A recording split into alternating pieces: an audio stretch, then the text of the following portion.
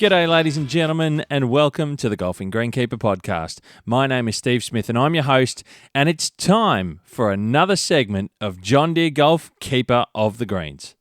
Now, by now, you know that Keeper of the Greens is brought to you by John Deere Golf, fantastic partners of the Golfing Greenkeeper podcast. John Deere Golf is all in when it comes to supporting the turf industry. Since 1987, they've built a tradition on trust and excellence on golf courses around the world, and they're just getting started.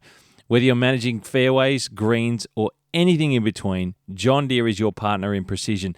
Their wide range of advanced equipment and dedicated support is designed with your team's passion and professionalism in mind. Now, speaking of innovation, guys, have you seen their fully electric walk-behind greens mower? It's a bold step towards sustainability without compromising performance, and I can tell you it is a fantastic bit of gear. Plus, there's a brand new electric fairway mower on the horizon, ladies and gentlemen. It is coming soon. You've got to stay tuned because this is something very special indeed, coming to the marketplace very, very soon. Want to take your turf management to the next level? Check out the John Deere Operations Center Pro Golf. And I've talked about this one before, and there are a number of people now that are using this amazing bit of software to manage their golf facilities better. It's a total game changer. If you haven't seen it in action yet, do yourself a favor and ask your local dealer for a demo. With dealerships across Australia and New Zealand, John Deere is ready to help you make smarter decisions, reduce costs, and elevate your turf game. From cutting-edge tech to top-tier machines, they've got everything you need to keep your course in perfect condition. If you need parts, service, or advice, your local John Deere dealer has you covered, and you can find them today on their website at deere.com.au, and I've got links in the show notes, ladies and gentlemen, to make life easy for you. And as they say at John Deere, let's move your game forward together. Without further ado of this brand new segment of John Deere Golf Keeper of the Greens, this is episode number 149.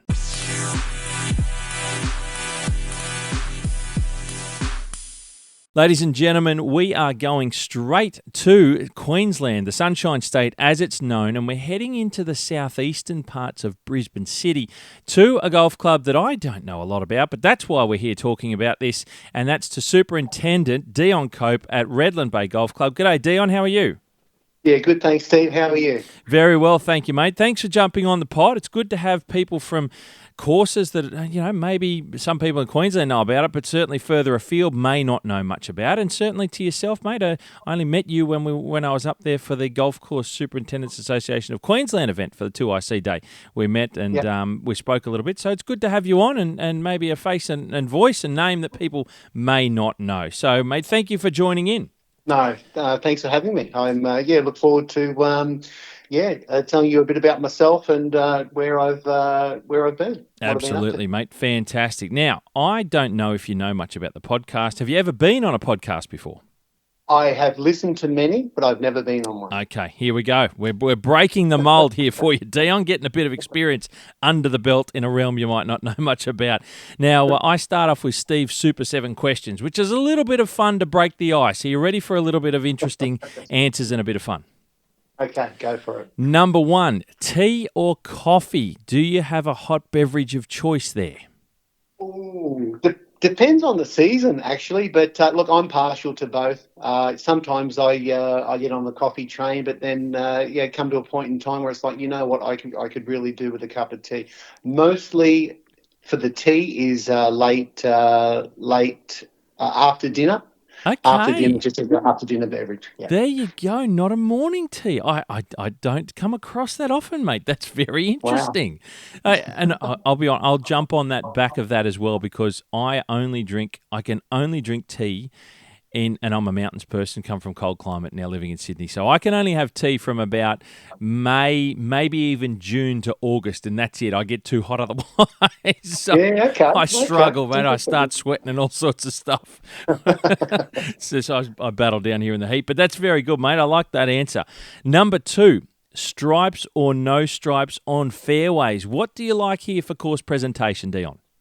Ooh, Actually, a mixture of both, to be honest. Like stripes all the time can get a bit how you're going, and Yep. then sometimes we might change it up for a half moon, a diagonal, a straight up and down.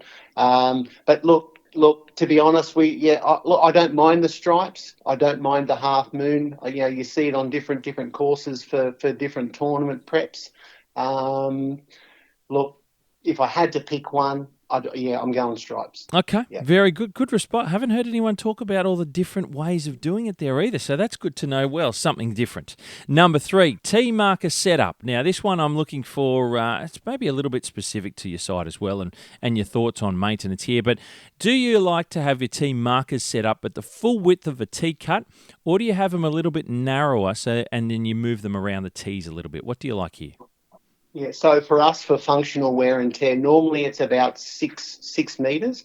Some of our tees are quite wide, so we will place the tee markers I suppose the centre tee marker just on the other side of centre and the other tee marker on the edge, just so that we can utilise the whole tee, especially in winter. Yes. Just for the repair that we're after. Yeah, it takes a bit longer. I'm going to ask, and I've been asked this question a lot, so I'm looking to see your thoughts here and your experience. And this is certainly nothing against anybody at your club, but I'm curious, do you have any questions from your membership or from people who play golf there regularly about the tees, knowing that you do move them around a little bit? Do they say, oh, hey, how come it's not all the way over there this time because we can tee off over that side better for us? Do you get that at all?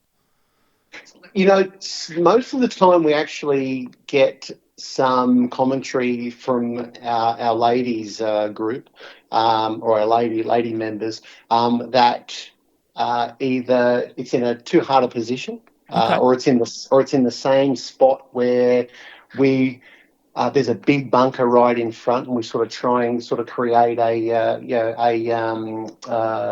direction for them to make it a little bit easier, because we do have some bunkers that are sort of front and center, and they're like big magnets. Yeah, sure. Most of the time, it's actually from the ladies, just wanting to back too far. Why can't we hit from over this side now? Okay. But a lot of the time it's we're sort of trying to I don't know, make it as not easy for them, but give them some give them a go. Knowing that some of the bunkers out there can be pretty So you get to manage it around for them, just to try and make things a little bit easier for them off the tee and direction of aim and that sort of thing. We try to, yes, but then they come back at us and they say, "Oh, why can we not hit over on this on this side?" I say, "Well, okay, knock yourself out, no worries. Yeah, back sure. it over there it goes." Okay, fair enough. Very good. These are all the things involved with course maintenance and course setup. Mate, we move on to number 4. Do you have a favourite grass variety to work with? Or just one in general that you like? Look, you know what? I worked with Zoysia in Asia for about 6 or 7 years. Wow. And I absolutely loved it.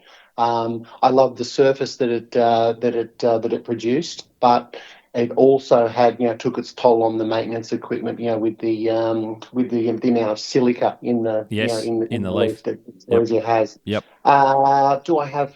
Look, I don't have a particular one. Look, it's any sort of type of cooch, the from the wintergreen to the Santa Ana, I think they're probably on the easier side of spectrum to maintain, purely because you've just got so much product on offer that you can throw at it to get a result. Yeah, sure. Okay. That's very, very insightful, mate. I'm going to pick your brains later on. We talk about your stint there. I didn't know about in Asia with Zoysia. That's interesting, because I just recently had some questions about Zoysia. So we'll park that one for the moment, but good answer, good response. Number 5, should bunkers be presented perfectly for golf in the same way that we prepare turf surfaces for golf? Oh, look, that is all going to come down to the club's concept and the theme. I suppose the concept that they want to project as a club. I've played at some courses, and you look at their bunkers that are wind swept, that essentially are left. They're still raked, but Yep. those edges are left quite unmaintained, with grass growing out. One side might be quite maintained or manicured, but the other side on the rough area just left to go. Yep. No real sort of I suppose profiling, like resort style profiling. I don't have a favorite. I like all the different concepts. Yeah, cool. But for our situation, which is sort of more, I suppose, linksy resort sort of style, it needs to be sharp and manicured. Okay, very good. Thank you, mate. Number 6, as we get closer to the end here, is what is your opinion on green speeds? And this one I'm curious to hear from different people around the country. Okay, on green speed. So, look, you as a superintendent, you every particular day, or at least every week, you're going to get too fast, too slow, too bumpy, too true. Yep. That just comes with the job. Particularly with it when it comes to green speed. I've been in the game long enough to know that turf health is supreme above all. If you don't have a healthy stand of grass, then at some point in time, and you have a big push towards speed and really challenging the plant down to nothing. It's you got to have a plant to work with. What do they say? A healthy green is better than a fast brown. Yeah, I like that. I've not heard that before. I really like that. That's very well said, mate, because that's above everything else. If you don't have anything to work with, forget it. Throw it out the window. That's it. Yeah, that's No, exactly right. very, very good, mate. I like that response. And the final one, this is a bit of paying it forward. I'm curious to hear what your thoughts are on this. Which golf course, but not your own, so it can't be Redland Bay, which golf course would you recommend people visit and why? Which golf course? Yep. Paying it forward, if Look, you like, for people to go and experience something else that you think is worthwhile seeing and experiencing. oh well, I mean, a few years ago, I went to PK Peninsula, Kingswood, Oh, yeah. and was had a chance to play golf there. That place was absolutely amazing.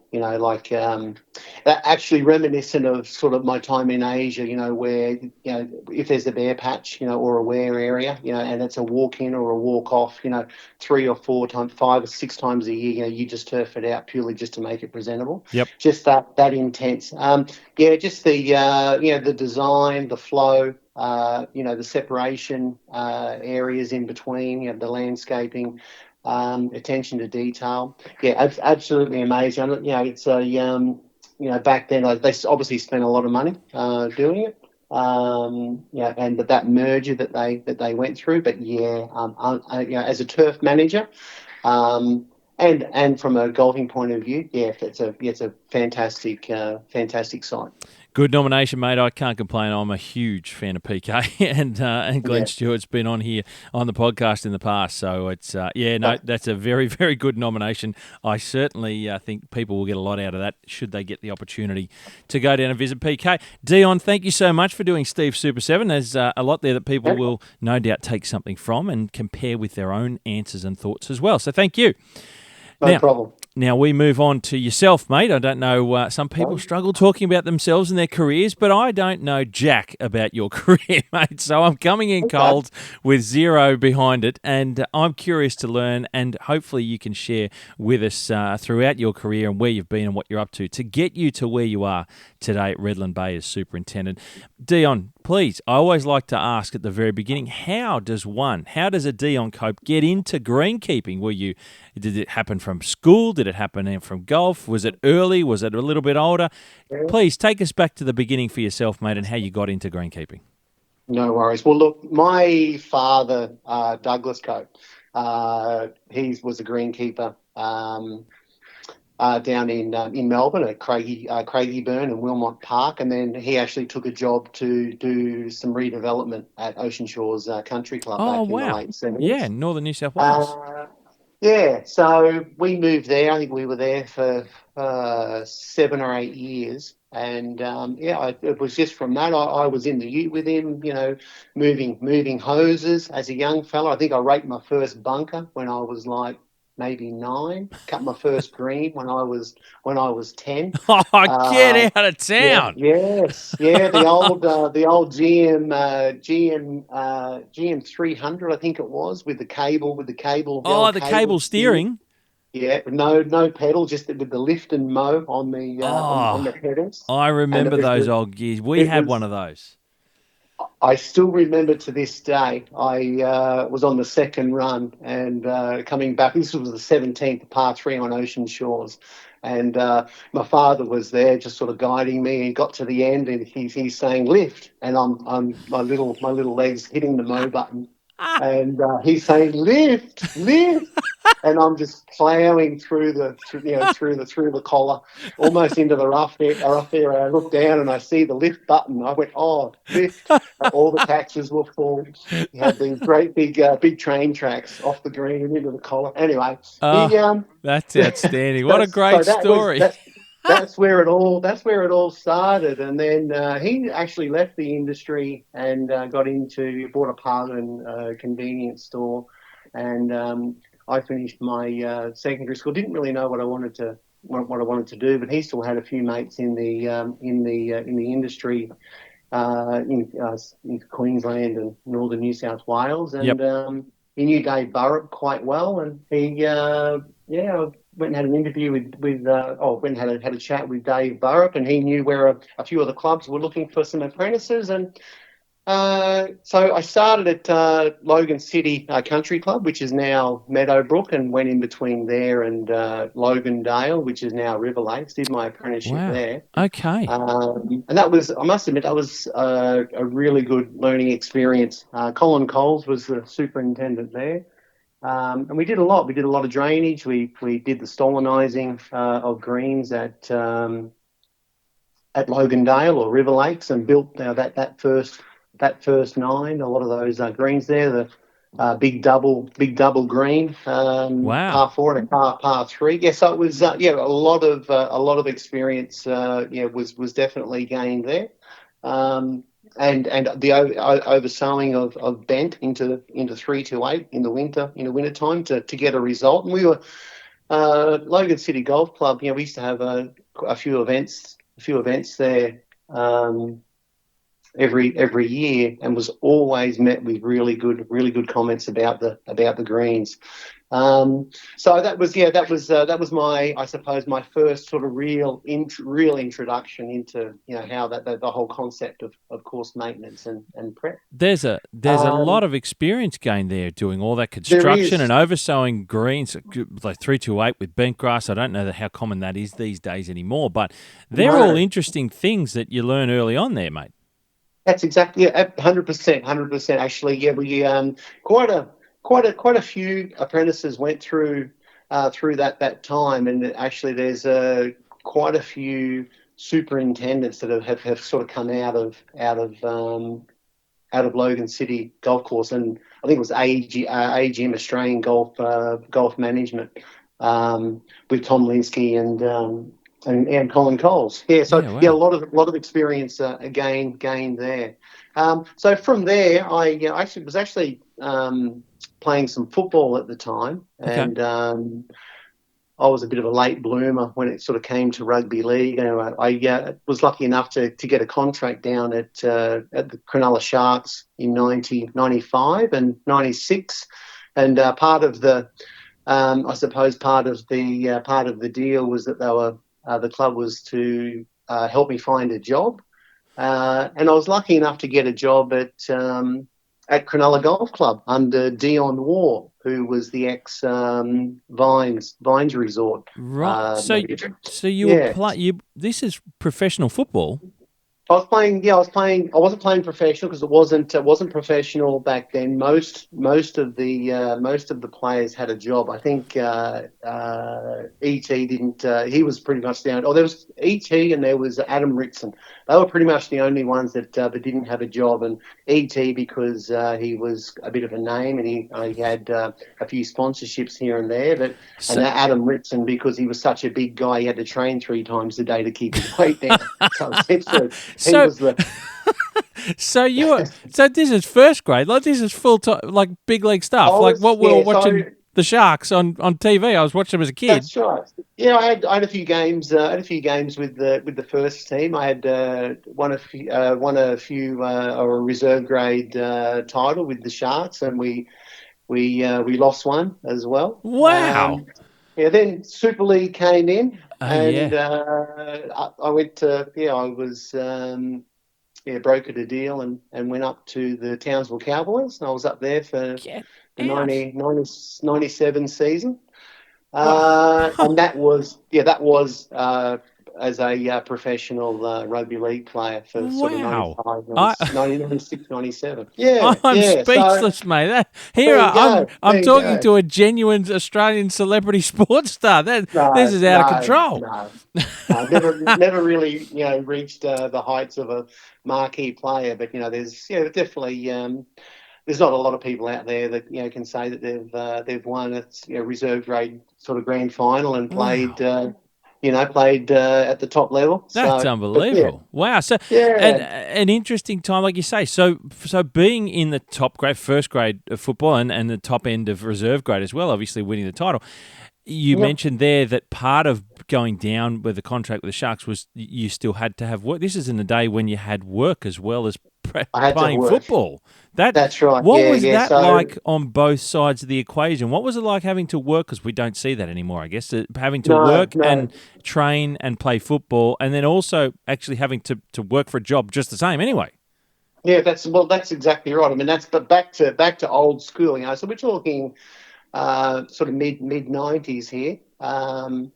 Where there was rugby league was, if you should see a lot of the highlights, through the 90s and whatnot, that's, rugby league was really, it was a real tough gladiator sport. Not that I'm saying it isn't now, but it's different now, right? It is different now. It's different now. Back then there's the head slam and, you can take a guy's head off and, shoulder charges were praised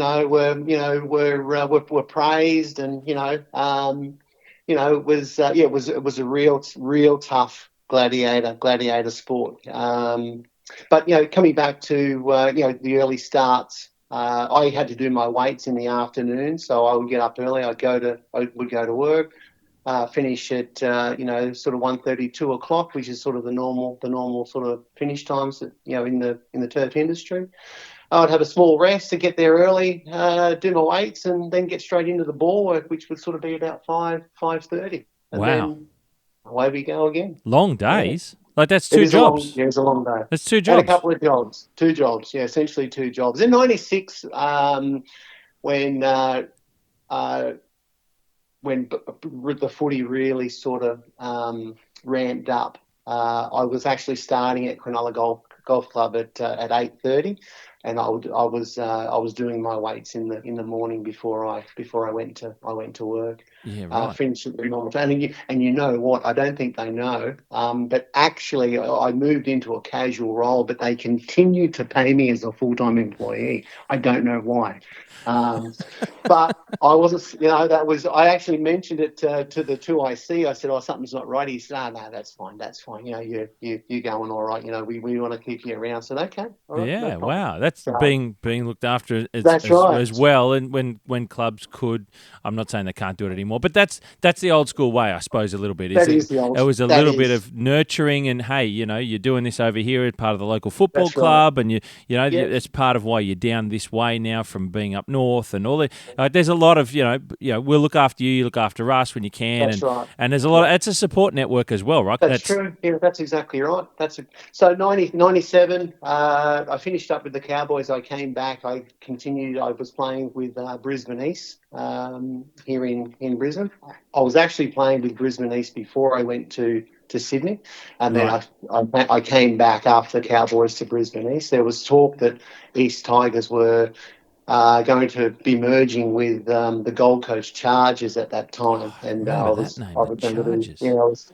I was going to be part of that NRL bid or that first team, but that didn't really eventuate. So all this time, whilst I'm playing football, my father had decided to get back into the industry. Okay. He was actually part of the construction, the management team for the construction of Royal Pines. Oh, wow. Really? On the Gold Coast? Part of that, yeah, on the Gold Coast, part of that crew, and the maintenance there with Marsh Watson. Yep. Then he actually took a position overseas in Malaysia for a fair while, and in 90 the end of 98, 99, I was back in the industry myself. I was at Ashgrove Golf Club, Yep. working there. I suppose Mark Worthington was the superintendent there, and my actual title was golf course advisor. But I was actually a qualified greenkeeper. I think they sort of were wanting me eventually to take over from Mark, but that never really happened. So were you My still father, sorry, mate, sorry, were you still playing football at this time, or I you was. right. I was still playing football with Brisbane East. Right, Yep. okay. And got a call from my father. He said, "Hey, look, what are you up to? You're seriously interested in this turf management?" I said, "Yeah, I think I am. I'm sort of gearing up for to take over a place somewhere or throw my hat in the ring." And he said, "Well, look, there's a number of jobs that I know are going over here. Would you like me to size them up for you?" Yeah. So I flew over to Malaysia in July of '99. I had three interviews. I had an interview for the Shangri-La Group for a job going in the Philippines, which was having some environmental issues, and I Wow.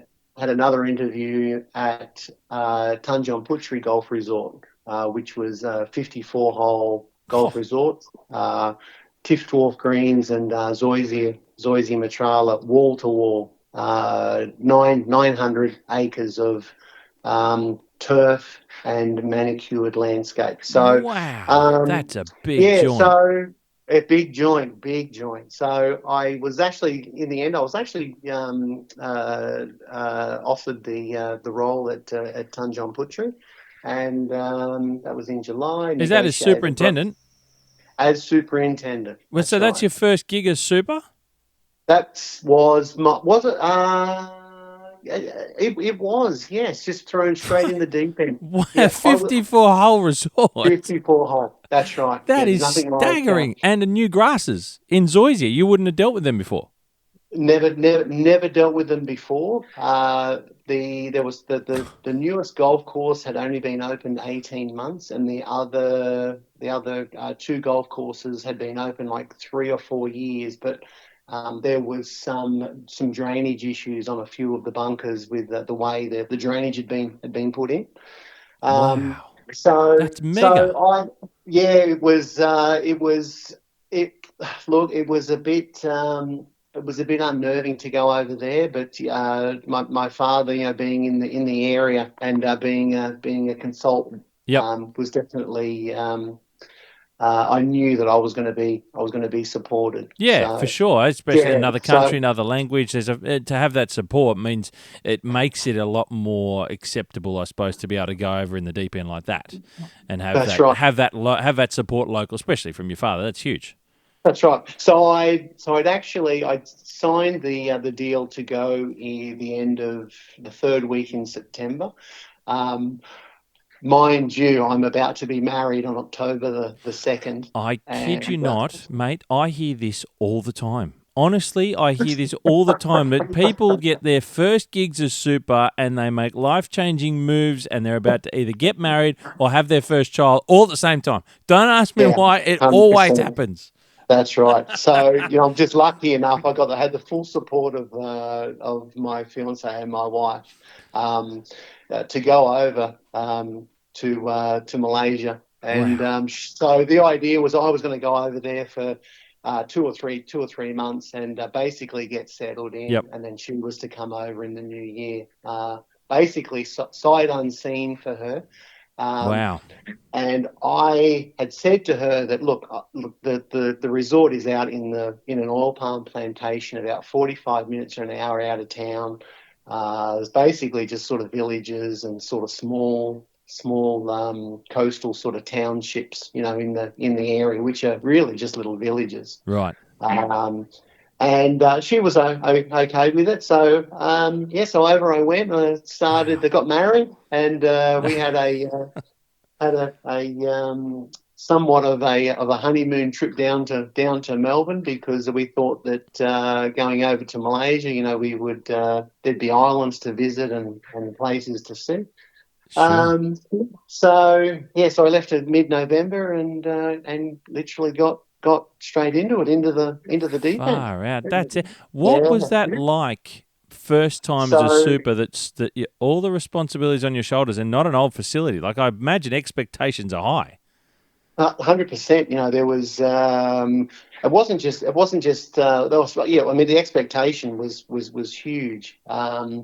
But getting over there and knowing that there's a lot of walk mowing, Right. greens, which sort of in time that sort of really sort of started to become an issue, sort of budgetary wise as well. So, but look, for the first 3 or 4 months, I basically reviewed the programs. I knew what a half decent sort of fertilizer program looked like. Yep. Um, I knew that the biggest issue I was going to face over there, just from talking to a few people, prior to going over, was going to be disease presence and just dealing with the subtropics. Yeah, sure. Having a good fungicide and a P&D program in place, or integrated pest management. So that was the first port of call. But what I was used to doing, I couldn't do anymore. And when you're at a small club, you can literally go around the golf course and see pretty much all the main parts of it every day. Yep. But when you're on a facility, at a facility that's nearly 1,000 acres, I tried to get around to see everything that I needed to on most days, and like starting early and finishing late. And I just actually started to feel after about 4 months that I was really sort of starting to burn out, Right. because mentally and physically, because I wanted to do well.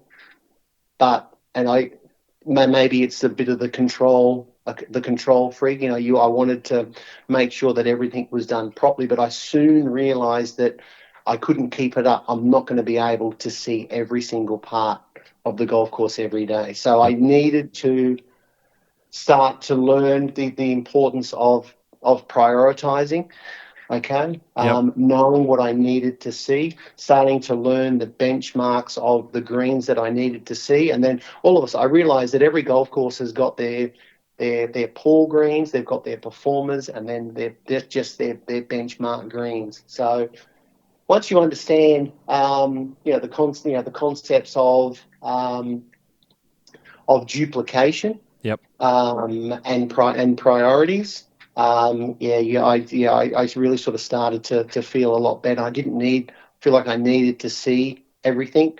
We're redoing bunkers, and we're doing drainage and all sorts of things. Concentrate on those capital works programs, and at the same time just look at what I need to look to keep things keep things proper, not to look at everything. Is there also something there, mate? Because I don't know what it's like to look after a big course. I've only done small stuff myself, but I wonder, in coming from that small club, being hands-on and being across everything all the time, like you say, is there also something there in delegation to your team members and getting a good team around you? So that is exactly right. Yeah. So we used to have minute meetings every week, and get an understanding on to them exactly what they needed to do. So I suppose, as it turned out, the first sort of 3 or 4 months of me wanting to be so thorough, almost sort of instilled something also in them that they knew the sort of person that I was. And then after a period of time, maybe they felt like I was sort of releasing some of that rein to them Yep. on that same understanding of what I wanted to be done. Mm-hmm. So, so it's sort of, I think that sort of worked. But also learning to speak the language as well. Yeah, wow, of course. Language So, barriers, everything. Different culture, yeah. different way of living and working. Is there that too? Absolutely, yeah, absolutely. The workers over there, how hot it is. Taking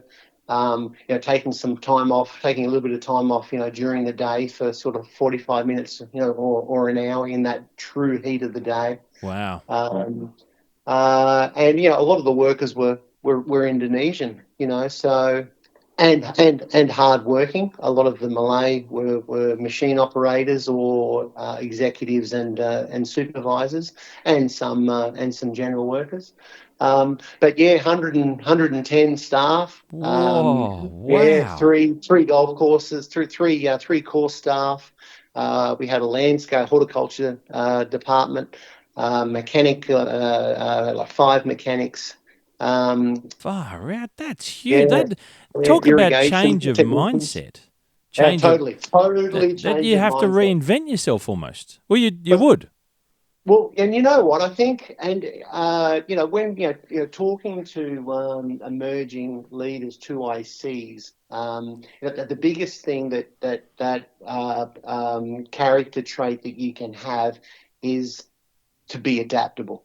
To Yep. work up and to talk up, talk up a level and to talk down a level in exactly the same manner. Yep. Work, know the basics of what a golf course needs, and then all of a sudden it doesn't really actually matter how big it is.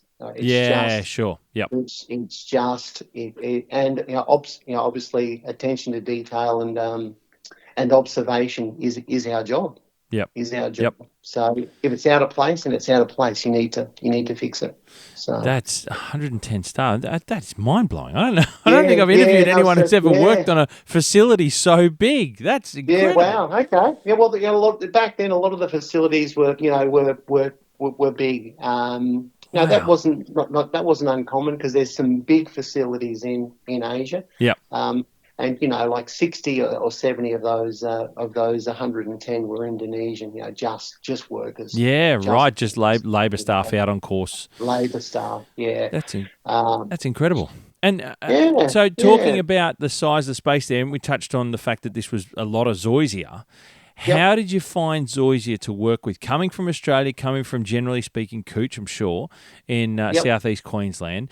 You mentioned in the 7 questions about the silica content of zoysia and what it does to mowers and things like that. These are all things that are probably weird to a lot of people in Australia and New Zealand listening. So can you give us a bit of an idea of what zoysia is like? We're starting to see it used a little bit more in Australia now, particularly in the northern half of the country. But there's instances where it's going down on golf courses. I know Tevan Valley up in northern New South Wales has got zoysia just about everywhere except for the putting green surfaces, for example. So we're seeing more of it utilised. Tell us a bit about your experience of it, because I don't think many people, like I said, know a lot about it and its positive traits. It's new to us still.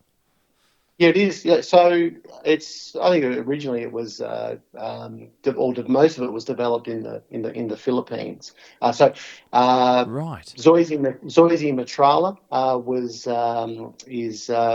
was first.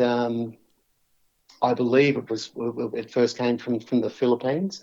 There's the Zoysia el Toro. There's the Japonica. These are all the different species that were the main species back then in the late 90s, early 2000s. Now as zoysia has really sort of started to become visible. Yep. Especially in Asia, there's a lot of different grasses now. Wow. There's Zenith, there's Xeon, yeah, there's obviously the Segrange. There's so many different types. And there's a number of different companies over in run by Aussies. Yeah, right. Brad Bird is one Yep. that really has his finger on the pulse with these zoysia varieties, and they are doing really well over there. So it's not. I don't think it's not too long until there'll be a breakout. I think of zoysia in certain parts of Oz. Yeah, wow. Yeah, going down. It's look. It's not it's the nutritional values is for some of those zoysias is the same. All right, some depending upon the soil structure require a bit more. At Tanjong Puteri at the 3 golf courses, we had 3 differing soil structures across the three courses. The Straits course was actually quite porous and didn't hold nutrient that well. It was a little bit closer to the water, to the bayside, closer to Changi sort of airport. But on the Malaysian side, and that would the zoysia would go to seed head very quickly, and it would put out like a purpley sort of seed head, and that was a concept that we promoted. Okay. So we would fertilise the fairways to a lush green, but we wouldn't do the rough area so that the zoysia would go to a purpley inflorescent. Right. And it looked amazing. Whereas the others, the village course would hang on to the nutrient a little bit better, and the plantation course, which was the members course, which that was actually fully lit for night golf as well. Stop it. Yeah, fully lit for night golf. That was back then. I mean, we hear about it now, but wow. Yeah, back then, yeah. So like a lot of those the members at that course were Singaporean. They used to battle the causeway most days, especially on the weekends, to come over and play golf in Malaysia, where golf was perhaps a little bit cheaper than what it was in Singapore. Right. But at the same time, those Singaporeans, that would come across to Malaysia, that couldn't afford perhaps a membership in Singapore, they were the ones that thought they were a bit all right, actually. Yeah, could be a little bit difficult to deal with. Just different clubs and different courses, but we still get those types of people around the place. I suppose, and then in time when I sort of just talking to other superintendents, and I would go to a few seminars and conferences and whatnot, in Asia, and just talk about, just chew the fat.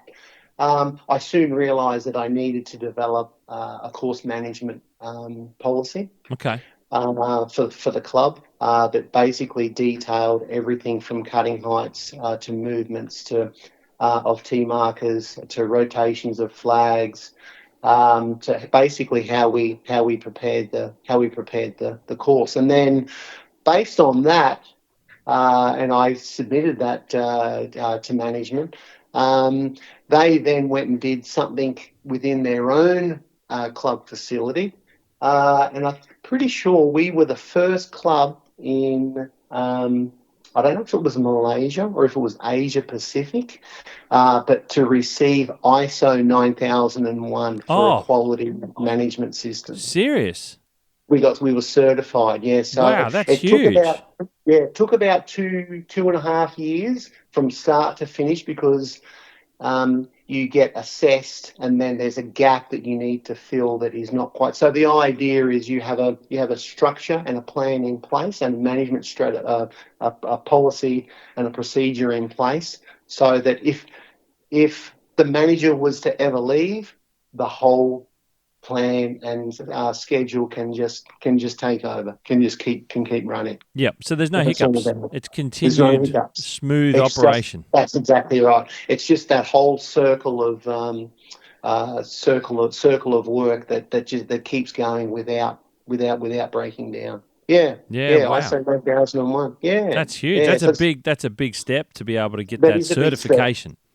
That's right. Yeah, as I said, it took a while, and there was some gaps that we needed to fill. With regards to, okay, I'll give you an example. So for our workshop, for our mechanics, when the workshop manager wanted a part from our store, he had to take the part to the store and say, "This is the part I want." The storeman would take the part and discard of it, and he would give a part in its place. So everything is accounted for. Everything, the quality, from the compliance point of view, everything is so there can be everything, and everything is 100 transparent. Wow. That's That's right. So anyone can step in and yeah. see what the processes are and the way that the operation works overall. That's right. That's right. That's right. Read Wow. that policy, read that manual, and see how it all how basically how this department runs. And That's that exactly was achieved because you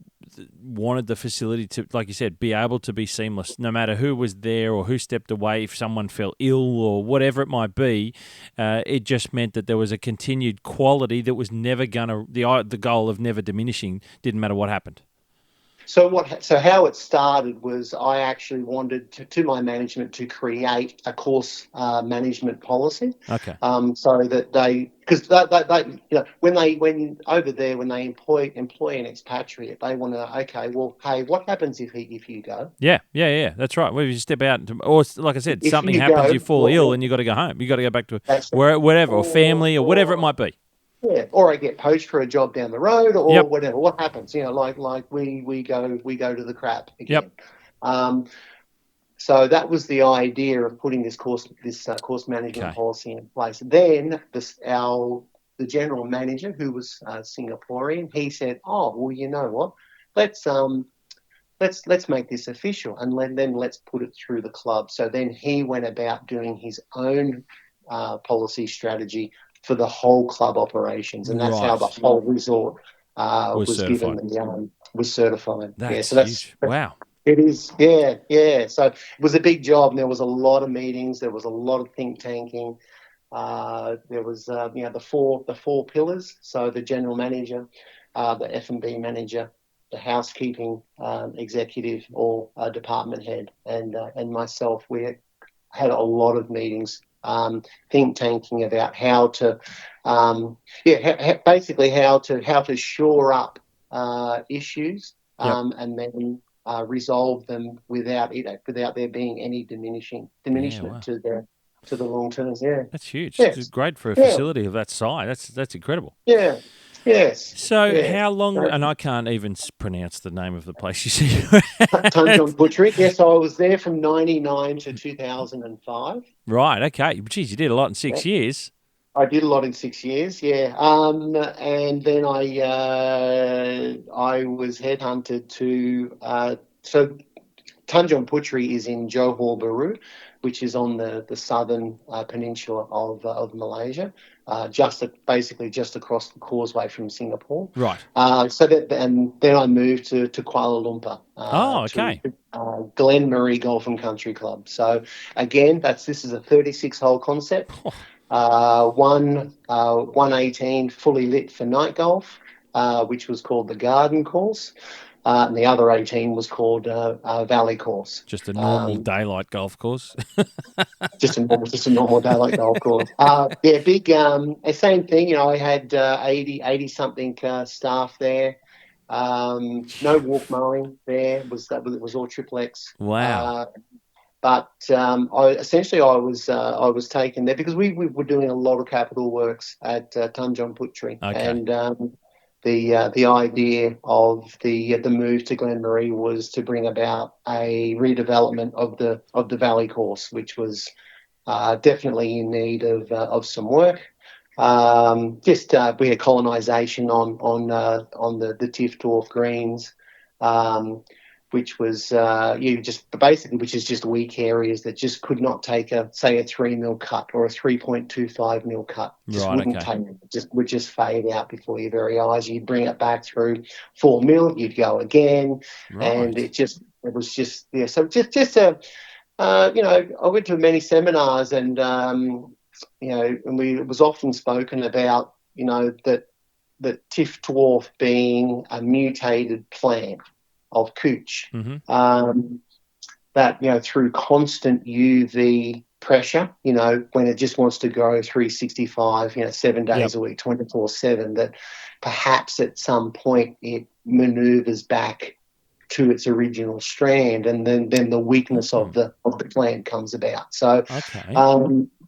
so where over there you might get 10 years, you might resurface and replant a green with a genuine species of tiff dwarf that Oh, really? is strong, Wow. and 10 years, 15 years will just about pull it up before it needs something, before it needs to be redone. Here in Australia, because it's season, you probably are only really getting sort of 3 or 4, maybe sort of 5 months of real full strong pressure Yep. of growth, and then it gets a break. You can have a green for who knows how long. Yeah, wow. That's 20, interesting. I'd 25, 30, never heard 40 that years. before. That's really Yeah, interesting. yeah. Just you just find that the surfers over there just they have an expiry period, especially the cooch varieties. So Wow. Okay. so, and the idea was to bring about a redevelopment, and then of the valley course. One was the greens and the bunkers, and then basically management just said, look, let's in for a penny, in for a pound. Let's get right into it. Let's re-level tees. Let's just So, and they said, how do we do it? So then basically I got back on the phone to my father and I said, how do I go about this? And he said, well, you need to call for architects and designs. You need bills of quantity.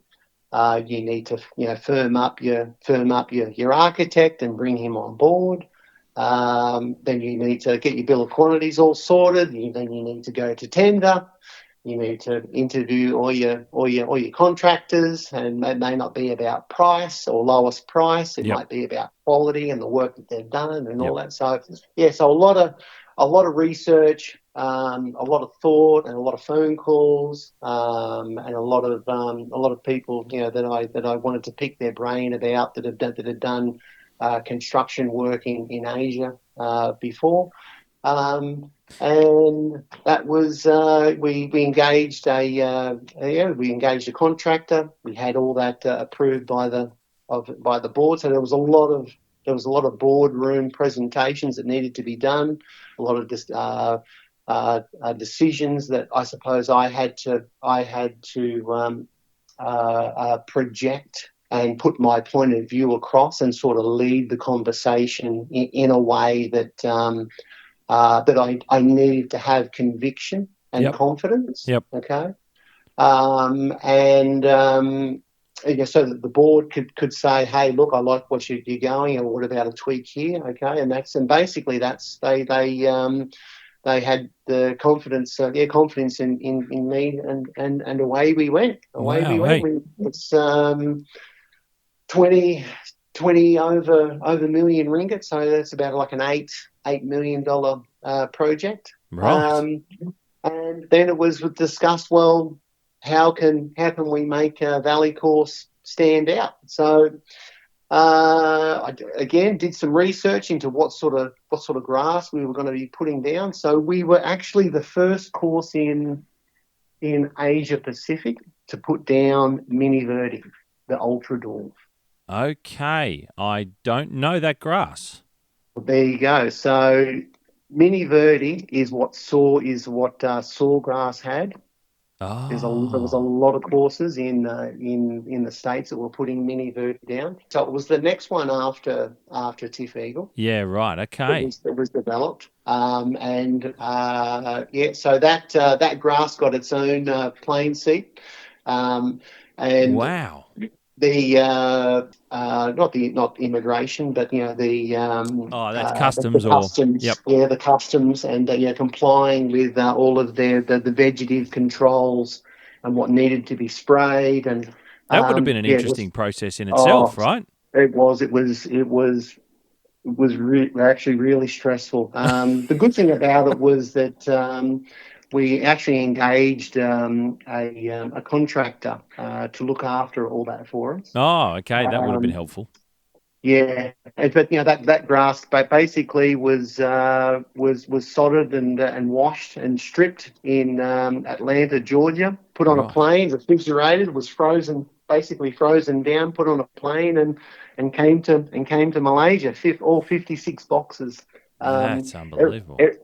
every second one of them had a little temperature sensor in it Stop it. that took a reading every 15 minutes. So you could actually, when you pulled out the piece of paper for the last sort of 4 days, you could see where it had been in the plane.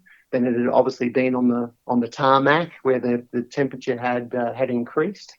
Back in the truck, temperature had dropped down. Back No in the way. plane. So, That's unbelievable. As long as yeah, you're comfortable, Grass, we just want to make sure that everything's okay. Would you like a champagne before we take that's off? right. That's right.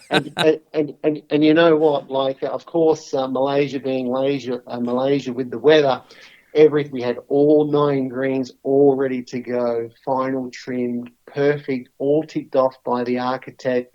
Everyone standing back, just saying, beauty, let's get this grass here in 2 days' time. And the next day, we had like 150 mil in half an hour. I knew you were going to say that. That just would have been devastating. 4 greens totally washed away, had to be Oh, totally redone. So, wow. out come the lights, down to get the contractor to bring lights in, work through the night, strip out, new gravel in, new drainage, Far and out. redone. Yeah. That's So, incredible. um, yeah. So look, but it's all experience, and at the Sure. end of the day, whilst it's quite stressful at the time, and you wonder what the bloody hell am I doing? Doing this for. When you look back on it, when you look at it back on its wholesome experience, you say, hey, you know what? That was pretty good. That was some That's a pretty good pretty fun. cool thing to do. Hey, I do that from time to time now. You look back and you go, geez, that was a wild time, but far out, we pulled some stuff off. Like, we just got some shit together, and that was out of control. Like, and we made it happen. And you know what? That grass, there was 4 or 5 boxes that we opened them up, and holy dooly, straight to the bin. Um, Oh, but no. they must have been some of the boxes that were on the outside of the pile on Yeah, the runway. yeah, At right. The a cop the certain heat. point, cop the heat. But that grass grew in beautifully, and within sort of 14, 16 weeks, we were at it sort of 3, and the surface was absolutely amazing. What a Absolutely standout. That's amazing. incredible. Yeah. Point of difference, for the club. That project took about 18, 20 months to complete.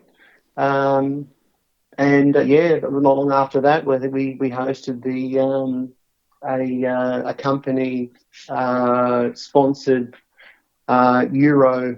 Oh, it was a Euro PGA event. Yeah, right. A Yeah, European tour event or something. I just can't think of what it was, but yeah, there was a lot of European players that came over, to Wow, play. that's unreal. That would have been a highlight to cap it all off, right? It was, Seeing yes, it seeing the was. professionals playing on the course that had gone through everything, to get turf from America come over. You're the only place in Asia Pacific to have it. Washouts, rain, under the pump, big build, lots of Yeah, things happening. yeah, That yeah. that's a pretty sit back moment. Have a quiet beer and just go. Yep, I managed that. We did it. We did it. That's exactly right. Yeah, and then about 2 years after that, everything's just going swimmingly. The club across the road, which is literally right across the highway, gave me a call and they said, "Oh, we want you." And I said, "Okay, great." I said, "Oh, how much do you want to pay?" And they said, "This much." And I went to resign to my club, and they said, "How much do we have to pay?" And I said, "This much." Stop it. And then there was a change of board. Oh. There was a change of board about 6 months after that, and the new board came in and they said, "Why are we paying this Aussie guy Oh, so much money when a local can do it?" And oh. they chose not to renew my contract at the end. Just simple as that. Simple as that. As simple as Wow. that. Yeah, That's yeah. an earth-shattering moment, I'm sure. Well, look, but you know what? You know what? There was I'd been in Malaysia for near 12 years at that point, and we had both our kids were actually born in Singapore from the stint at Tanjong Puteri, Yep. and Leela, my oldest girl, she was 9 or 10, I think, at the time. And we had always said to ourselves that by the time our kids were ready for secondary school, Yep. that we would come back to Australia because, obviously Okay. the secondary school education is a bit more important than the fun in social interaction, Yep. which is sort of what primary school potentially is about. And so we called it time. So that was Called it time. it. Sort of, I suppose, prompted you to be able to do something you were going to be looking at doing soon anyway. That's exactly right. That's Wow. exactly right. Okay. So Yes. your time that's a big stint in Asia. I get the impression, and I've not looked at, I was in my own bubble in the Blue Mountains and tucked away in a corner somewhere doing my stuff. But I see now there's a lot of expats, Aussies over in Asia doing lots of great work. And you mentioned Brad Burgess there, and there's plenty of Yep. people still doing it. Nigel Taylor is over there at the moment Yeah. working as well. Nigel Yep. just got a new gig, Yep. and we'll talk about that soon on the pod as well Okay. when I chat with him. But these was there a lot of expat Aussies there when you were doing this as well, or is it something that's grown? There was a lot of expats there. I arrived just after the global economy crisis, Yep. which I think was in 97 or 98. There was something happened there where there was a fair exodus of expatriates. The economy recovered, and then expatriates then were coming back in. Were coming back in droves. I Okay. think. I think there is quite a lot of Aussies that are over there, not just in Asia, but in UAE as well. Right. In Yes. Dubai, a guy I went to college with at Grovely, Darren Smith. He's still in Dubai. I think he might be in Doha now, but he's been over there for a long time. A long Yeah. time. Right. Okay. Yeah, And then so it's I've got had really. Mick Pascoe on here as well in the past, and he's doing some work over in Indonesia now again. Yep. He's been over. There's lots of people in and around Asia doing stuff. So Yeah, there's a lot. lots of There's a names lot. out there, lots of that I don't know. But I was just curious because, like I said, I hear certainly more of it now, but I don't know a lot from back then. But so you learn a lot, lots of interesting and amazing stuff under your belt to come back to Australia. So where does life take you? And I assume we didn't mention it, but I assume you're not playing football while you're over there.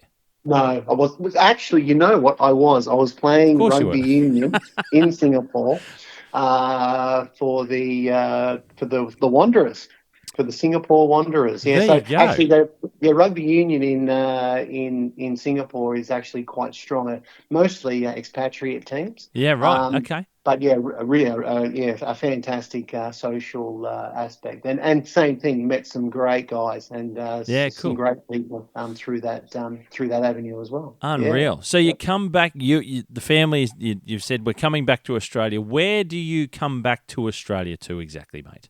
So we come back to Brisbane. Okay. We've bought ourselves some property whilst we've been overseas. Yep. We've got a block of land that we have an intention of building a house on, which we do. Live with the in-laws whilst that's happened, which was it was quite nice actually, because it really sort of gave our kids a chance to really get to know their grandparents, and Yeah. also my wife with her parents as well. After such a long time overseas, even though we were coming back once or twice a year, Yep. it was not just nice to be back home. Sure. We built a house. I had decided that I was going to essentially give myself a break from the golf course industry. I didn't really know what I wanted to do because when you're overseas for such a long time, you sort of get left out of the network here in Australia, or Yep. especially here in southeast Queensland. And I sort of knew that there's no way, even with all my experience, I can't just walk in and take a top job. I perhaps could apply, but they don't really know me. I've been out of the system. I wasn't a superintendent before I left. I might be a superintendent now, and I might be, someone that could aptly work a golf course, but I had no profile. Yep. No profile at all. No runs on the board here, and no one knew you, essentially. Exactly right. So I actually went into facility management with some people that I used to play football with. Oh, wow. Okay. Mark Home and Damien Can from the Broncos. They'd actually started a facility services group. So, right. So they actually offered me a job. I went and worked with them for 3.5, 4 years, and part of that was arranging contracts for certain things, cleaning, pressure washing, glass cleaning, all sorts of things. So, and that actually, they had a fair few contracts with a few golf clubs. One of them was Wynnum Golf Club. Another one was Beenleigh RSL, which was Mount Warren Golf Club. Yep. And a lot of it was actually talking and building relationships with those general managers. Okay. And as it turns out, they soon at those golf clubs discovered my background, and I would find myself sitting there, in their office talking for 45 minutes or an hour about golf course management, about golf course operations, about buggy management, about buggy control on your golf course, buggy servicing, all sorts of things. And as it turned out, a job came up at Mount Warren Park Golf Club. I applied for it and got it. So that was coming back into the industry now. Now I'm coming back. So it was funny because all that talk with those general managers, I guess, inadvertently started to light a fire back in me. Well, you know what? Hey, it would be great.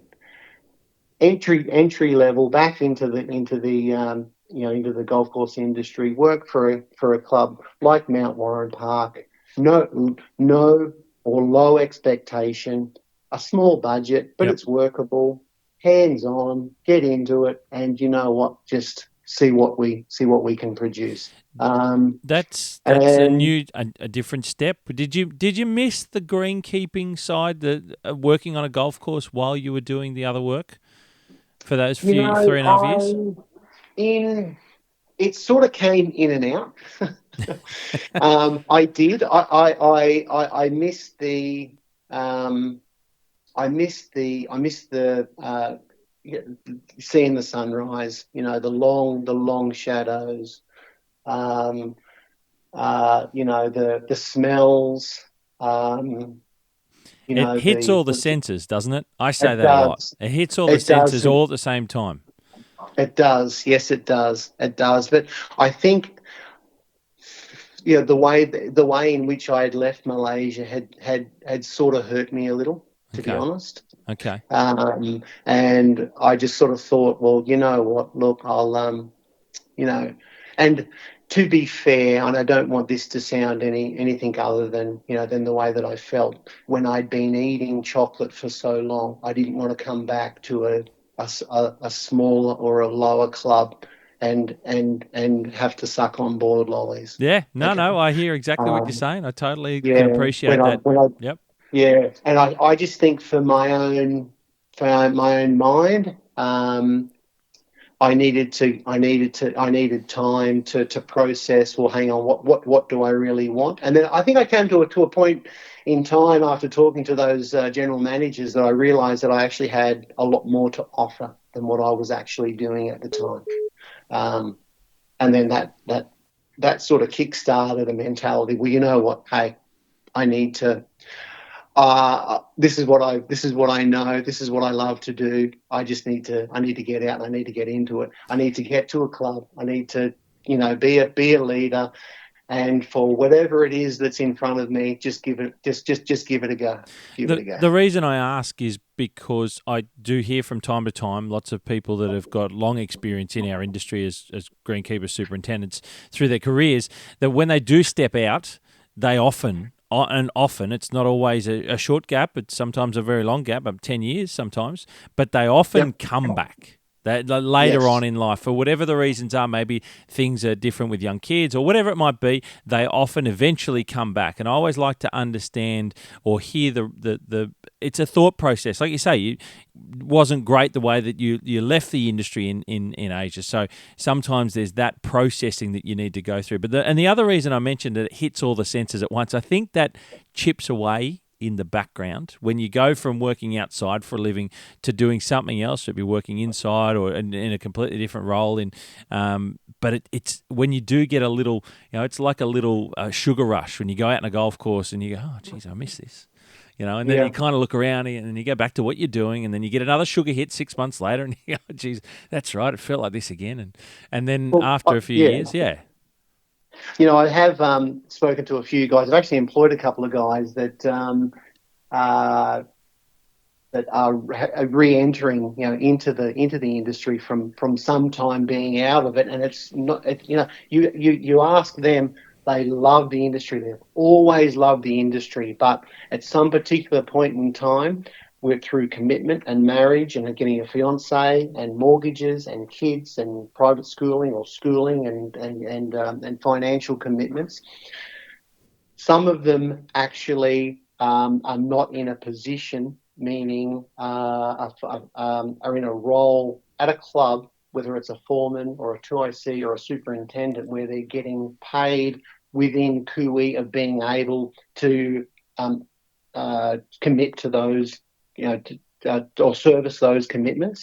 So they remove themselves from the industry begrudgingly to another job that perhaps is paying a little bit more money so that they can furnish those commitments. Yep. I haven't met any greenkeeper that does not love the industry, but it's always been unfortunate that they've had to leave it because of financial commitment or another reason. Yeah. Yep. No, interesting. Always interesting to hear what people go through. That's what's so good about, I think, our industry, is that it allows you to come back without too much lost in, whether it be experience or fine tuning. It's not like you're so far out in the weeds that you've forgotten how to do your job. You probably gained experience in other ways that actually makes you a more well-rounded person to come back into the industry as well. That's true. A bit more polished, perhaps. Yeah. In different ways. So, Mate, sorry to jump in, but I wanted to just talk about that a little bit. So you're at Mount Warren Park. I'm at Mount Warren Park. I was there 3.5 years. I did a lot of grant writing because Beenleigh RSL and Mount Warren Park were actually joined together. So we were entitled to apply for a lot of grants because the RSL was for a non-for-profit relatively charity. Yep. So we got some good grants. We were able to put fairway irrigation into the course. We had a few floods, and we were actually a grant was to remove all the silt, to de-silt the ponds, to increase our capacity for all that. That was done as well. Just equipment and machinery. We did a lot of we did some green rebuilds, and we basically really grew the membership base. I think when I started there it was 380, and when I left it was just touching 900. Wow, that's Yeah, huge. just touching 900. Yeah, so just I think people could, and that was basically just from people coming from some surrounding clubs, just seeing the improvement in the course, Yeah. um, and yeah, everything just sort of starting to work. And when you go to a golf club where things are really jumping and buzzing, or whether they're not, So and we were just going through a phase. I think the word had got around, that things are good. All greens are good. Fairways are good. Yeah, Fairway and irrigation. and those capital investments in, like you say, irrigation infrastructure does change the game of a golf course, provided you've got enough water supply, of course.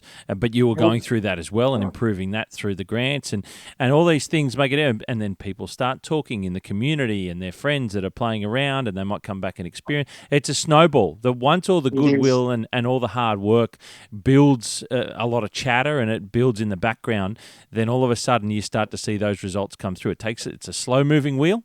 It takes sometimes a couple of years before that starts to turn around and people start to come in. But when it does, all that hard work starts to pay off. So that's very good to hear about what you were through and part of at Mount Warren Yep. Park. Yeah, no, it was great. Actually, it was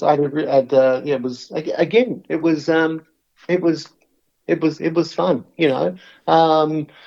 I said to some of the emerging leaders at a presentation that I gave recently that you are only limited by your own enthusiasm, when it comes to what you want to produce on the course.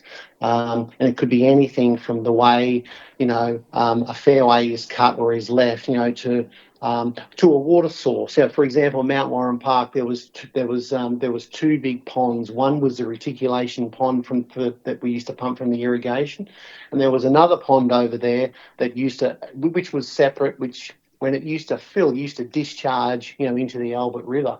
Yep. And when we would have 3 weeks or a month with no rain and no recharge into the reticulation pond, and it's halfway down, and we've got the other pond literally, 300 meters away that's full to the brim and unusable. It's like, well, hey, we need to use that water. What do we need to do to make that water accessible to my reticulation pond? Okay, well, hey, get a proposal together. Let's dig a pipe. Let's put a pump in there, and let's transfer the water over. And now all of a sudden we've just gained 15, 20 meg. Yeah. So it just comes back to, you do it. There's no reason. You've got a chain digger. Where everything runs irrigation wise, because you've studied all that, all the underground utilities. Get a chain digger, drop your pipe in, source a high flow pump, and away. And before so these are the things that, and you're only limited by your own enthusiasm and your own thought process to make something work. To make change and to make improvements. You're quite right, Eve. Yeah. And that also converts to improvements within yourself as a qualified person, as a professional individual within your chosen industry, and this we're talking about the greenkeeping industry. That your enthusiasm to how you can grow and improve as well. There's a lot in that too. Yeah, 100%, 100%. So Mount Warren Park, a lot achieved. Where do we go from there, mate, after that? Are we getting closer to Redland Bay? Because this is an experience I was not expecting. Well, the next move is Redland Bay, and then I basically get a phone call, hey, that Redland Bay are looking for someone. So essentially, I put my hat in the ring for that, and applied for the job, and that was the start of me coming to Redland Bay. To where you were. So how long have you been at Redland Bay now, mate? So I started February the 28th, I think it was, in 2019. So six and a half years. So and boy, has that gone quick. We've the same thing, I arrived here with sort of not a lot of expectation, but I suppose an expectation for the club wanting to be better. The first thing that we looked at was the irrigation infrastructure, course programs, the playability, of the course when it came to the bunkering, because they all held water. We'd get 5 or 10 mil and they'd just be full of water. Right. So basically we just sort of sat back to the same old thing. Okay, well, hey, let's prioritise. What do we need to do? We start on the centre lines and we'll work our way out. Let's get the tees, the greens, and the fairways right.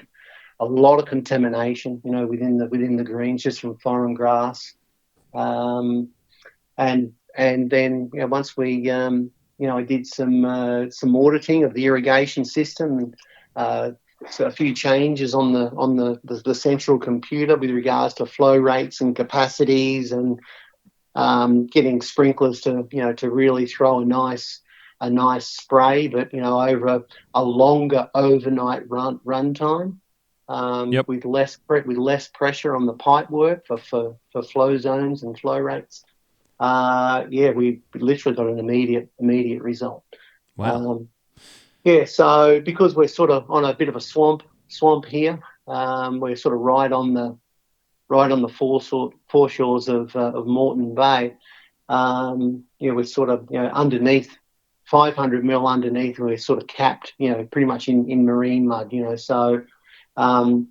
Instead of just exploring the agronomy sort of side of it, instead of just constantly throwing out synthetic fertilizers, we should really be considering making sure that the soil structure and the pH of our fairways and our tees are right. So then we embarked on a gypsum and a dolomite program, and really, slicing and amending, the fairways up to, so that every time we did want to apply synthetic fertilizers, we knew that the soil structure had the capacity to hold it, and the grass make every use of what we're throwing out. So we've been doing that the last few years now. We've sort of all our parts per million are right up there. So now we can sort of back off that. And the last little while, we've been all in on this changeover from 3 to 8 to TIFF Eagle. And there's a lot going on there. You've done. There is a lot going on. We had a quick look when I was up with the Golf Course Superintendents Association of Queensland there, and we did a walk on course, and you were taking us around the work that was being done, and mate, it's all pretty impressive. Lots going on. Mate, give us a bit of an explanation as to just how much is going on, please. So initially there was the contamination that was in the green, and we actually started to resurface 2 greens about 4.5 years ago, and we did those greens at 12 and 18, and they came back fantastic. But we soon realised that, okay, hang on, if we're going to embark on all of the greens on course, maybe we should consider going up a level. What's on the market right now? What's everyone moving to? What is everyone going to move to? What can we bring to Redland Bay? That is going to not so much make it easier, but give our members, I suppose, a golfing experience, and those that want to come and play. And TIFF Eagle was the, I suppose, the word on a lot of golf courses that were either planting a nursery, a tester, or planting a green to seed. So we thought, well, you know what? If we're going to embark on a resurfacing program, we need to build a couple of spare holes so that we can, when we take greens out of play from the actual course itself, our members have a proper a proper green and a proper spare hole to play. So we actually built 2 par 3s and actually turned those greens. They were the testers, and put Tiff Eagle on those greens. We grew them in and had a good look at them, and wow, the surface was amazing. And I suppose we were sort of looking for a grass that the variation of our cutting heights isn't going to change too much through the course of the season, down to 3 mil for summer, and 3.5 mil for winter, and pretty much have this essentially throw in some rolling, and some nutritional sort of release, or diminishing the some fertilizer. We could really sort of get a nice, consistent green speed. Constantly sort of running anywhere from 9.5, 10, upwards, sort of no less than that. So we also sort of thought that the change to Tiff Eagle was going to really drop the commentary with regards to slow greens, bumpy greens, true greens, or whatever. Yep. All right. My initial proposal was 9. Let's do nine greens at a time. But yeah, that was. I knew it was I was hopeful to get that. You got to go in optimistic with the best, and I always say you got to go in with the best case and the biggest version of, and then wherever it gets brought back to it, because you can't go the other way. There's no point coming in low and then hoping that geez, I could have gone a little bit further. You got to go at the top. It doesn't matter what the discussion is. That's exactly right. Yeah, so that was shot down out of the water because they thought that, okay, at our next membership renewal, a lot of members will go down the road for perhaps 12 months until our that program is completed. And then, will they come back? Will they create a habit, down the road? Will they, that be their routine now? Will they have a new playing group down there? They probably potentially won't come back. So we decided on four a year. Okay. And basically 2 before at the end of winter into Christmas, and then 2 on the other side, and then open and close. No temporary greens, just the use of those 2 spare holes. Okay, so they're on full-size greens. They're just different holes essentially that they're playing. There's no temporary stuff cut into fairways that are just dinky greens. No temporary stuff. Yep, proper. They are legitimate USGA greens, drained, Tiff Eagle. Basically, it is just but they're par 3s. Par 3s. So they play consistently. So the players, as they go around the membership, aren't too worried. They go, oh, geez, we've got to get to this temporary game. Because it is frustrating as a golfer when they do go through a period, doesn't matter where it is, but sometimes places do select on temporary greens for, it might be 3 months or 5 months, whatever it may be. And that can be frustrating for even that length of time as a player. That's right. Yep. So the last three years, that's what we've been doing. I think we're at 11, 12 greens now, and I think we've just sort of got to a point now. It's like, let's just rip the Band-Aid off and let's just get this done. We've got six greens to go. So we've embarked on basically a resurfacing plan where every 2 weeks we are stripping the top 150, taking it totally off, bringing in a new root zone mix, reprofiling and recontouring according to our limits, to our bunker heights, to our side mounds, and basically recontouring those greens to marry better into those existing, I suppose, datum points, if you'd like to say, of what we've got to work with, which is, before that, some of those greens were quite flat, and we would have a back stop and a side stop and a left-hand mound, coming off a bunker.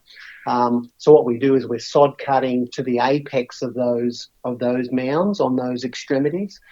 And what we're finding is the green box is nearly all the way out there anyway. That's how much original size we've lost. Yeah, right. and we're basically we're with that new sand, we're splaying all that sand up to that sod cut line, and then crafting and creatively contouring so that those mounds and those the apex of those mounds on the extremities of the surround are actually now part of the green, so it looks natural. Utilising those subtle changes, with the little ridge lines and side mounds sort of coming onto the green, just forming, making it look natural and making it look neat. Actually, it's pretty good. So that's where we're at right now. We regrassed the 18th green last week. Is that the one next to the clubhouse that you were digging up when we saw it? That's it. Yeah, we're just putting the irrigation in at that time. Yes. That's all been redone. We've actually, again, as you go along, no one absolute program is absolutely perfect. We're sort of changing as we go along. Sure. We're trying to, on our bunkers, where when we take off 150 and we put the 150 sand back, because when the tiff eagle are on the bunker edges and the roots take quite some time to establish. After about 3 months or 4 months, our mower goes around there. That actually depresses that bunker edge down a little bit. And because we're sort of after a Melbourne type of green design concept where the bunker edge is sharp, mm-hmm. and the green platform sort of runs straight into that bunker edge, we're finding that there's not enough stability on that immediate bunker edge to support a triplex mower, or the outer tyre on a triplex mower as it cuts through the bunker edge. Yep, and the weight of the machine, yeah. And the weight of the machine. So we've actually gone ahead and we've put in a polymer fiber, mixed that into the sand and then installed that about 125 deep, about 50 mil below the roots, the little root zone mix on the collar. Yep. To give it stability, and so far that's you can walk right on that edge. So for sure, it's going to take it's going to be able to take the weight of the mower. So look, we're always looking for I suppose to be able to tweak and streamline and just do something that little bit better to get the end result. And that's doing your homework. There's lots of wonderful projects. How the game's changed since 15 years ago when I was last the superintendent before I lost my job.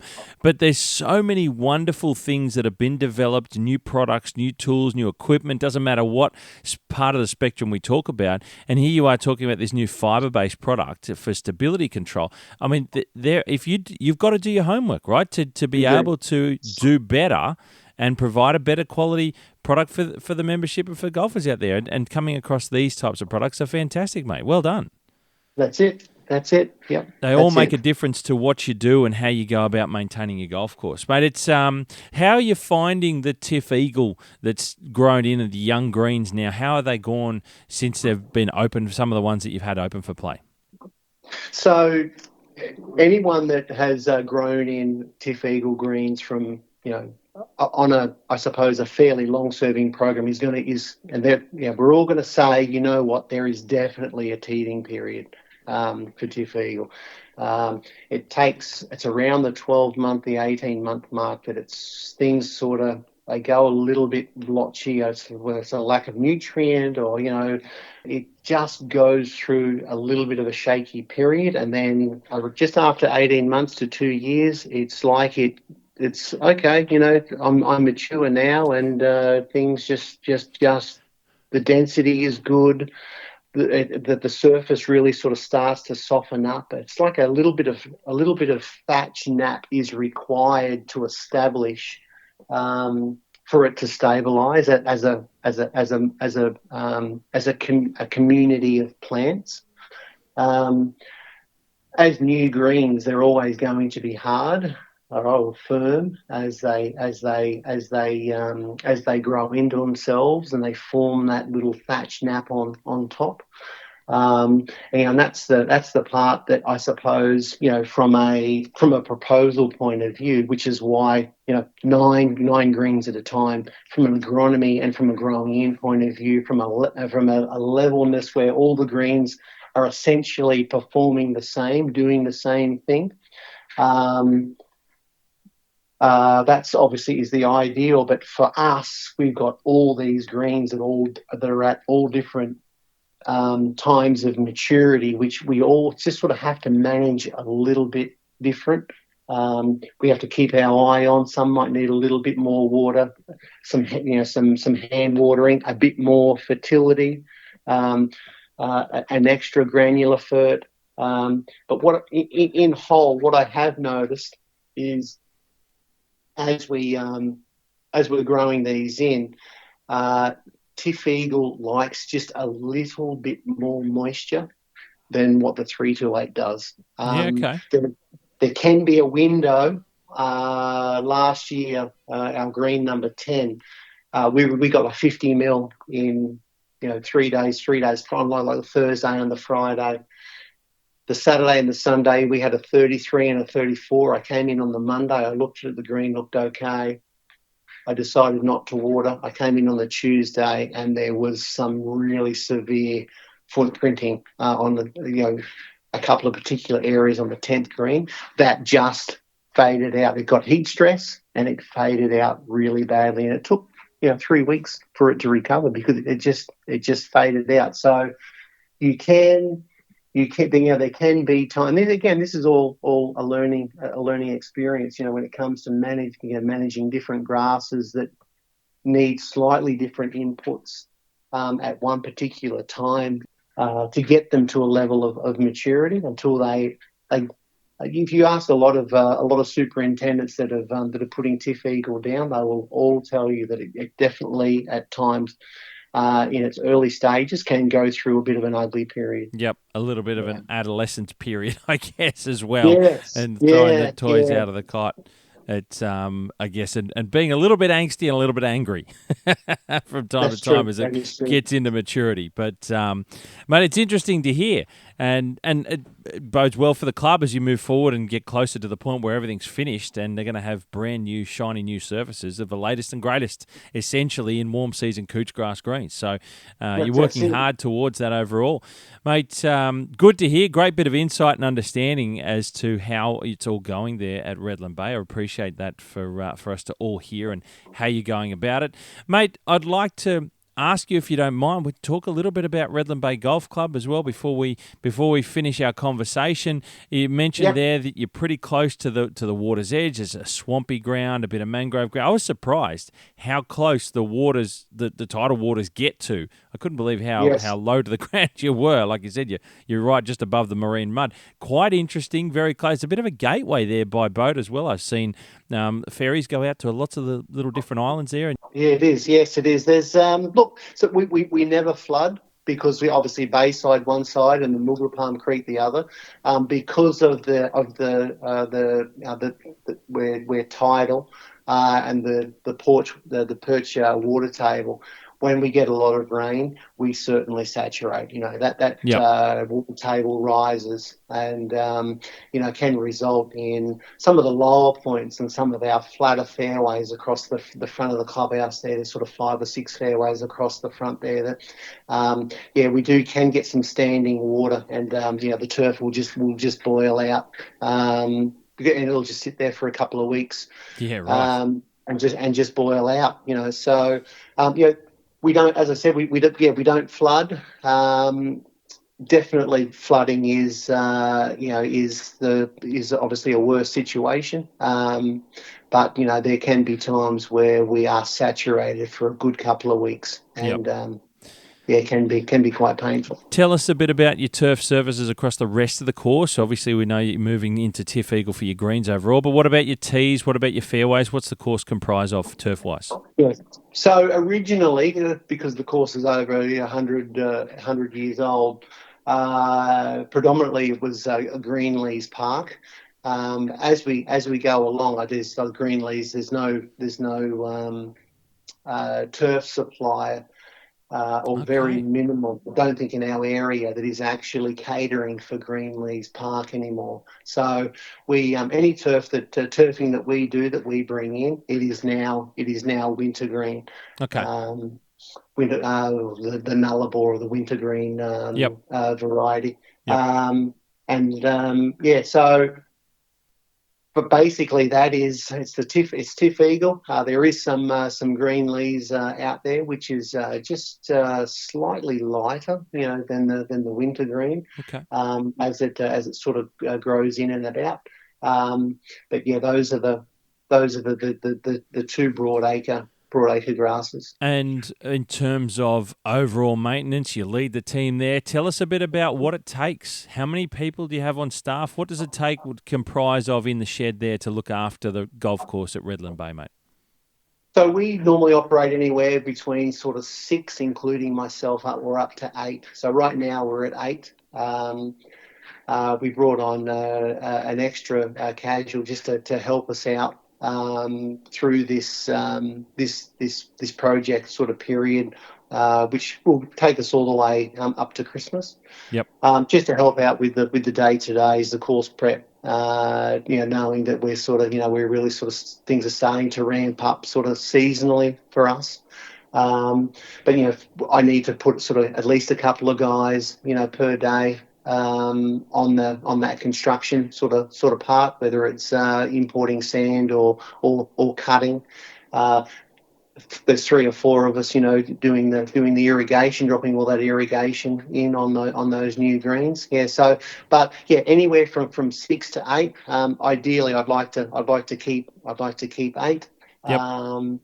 Because definitely after the Tiff Eagles are down, I wonder what our next project is going to be.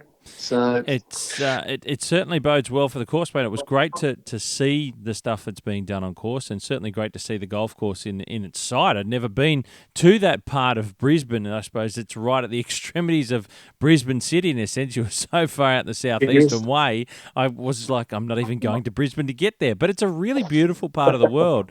The mangrove edge, you got the river on the north side as it comes out towards the ocean, and seeing the islands that are all nearby. It's actually quite a beautiful part of the city. It is. Yes, it is. Yeah, it is. I mean, probably there's a really nice place to sit, at the top of the 12th tee there. And ironically, that's where the club decides, or some of we do hold functions, and it is a really nice place to have your ceremony up there, and also a nice place to sit, to watch the boats go by and look across to South Stradbroke. That's for sure. Yeah, I was going to ask you, what's one of your favourite places? It sounds like that's just generally one of the favourite places of the golf course. That is, yeah, that is a favourite spot. The other favourite spot is on high tide. Driving down the 14th fairway, which is probably the furthest from the clubhouse. Oh, that's right at the north end, isn't it? It is at the north end, yeah, Yep. where the water just laps the edge of the hazard. Oh, wow.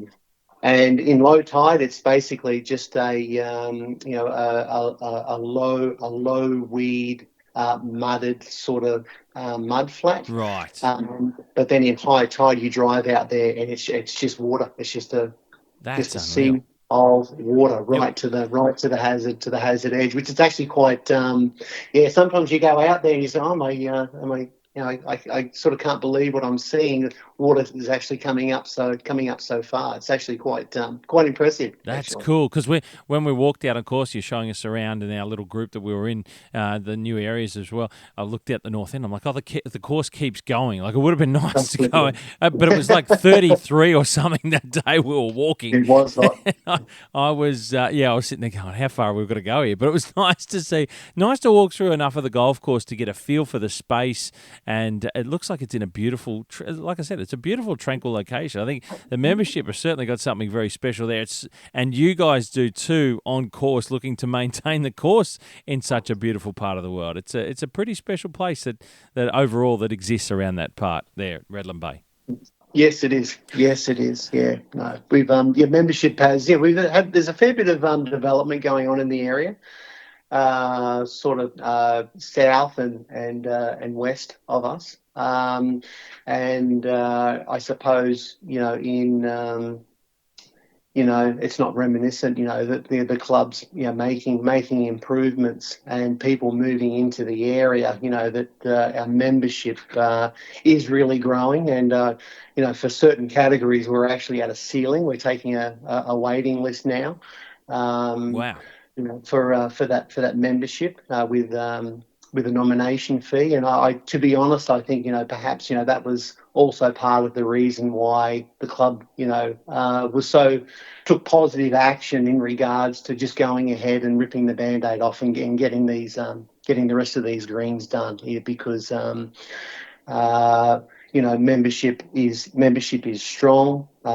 We do, there is a waiting list. Let's not put this disruption any further, and let's just get it done. Get it done and get it open. Get everyone out to enjoy it. Mate, if I can ask one final thought, I suppose on the back of when we're up there speaking to the group of emerging leaders at 2IC Day as part of the Golf Course Superintendents Association of Queensland that we're there for, mate, I'd like to see if you got a bit of advice maybe for upcoming 2ICs, people that are looking to maybe take that next step not far away in their careers. Is there any advice that you could pass on or leave for anyone? Because I get a lot of listeners. There's a great audience out there of people that are looking to learn by listening to this and hearing a lot of these stories and the experience of people that have gone through their careers. Anything you can pass on to those out there looking to make that next step not far in their career?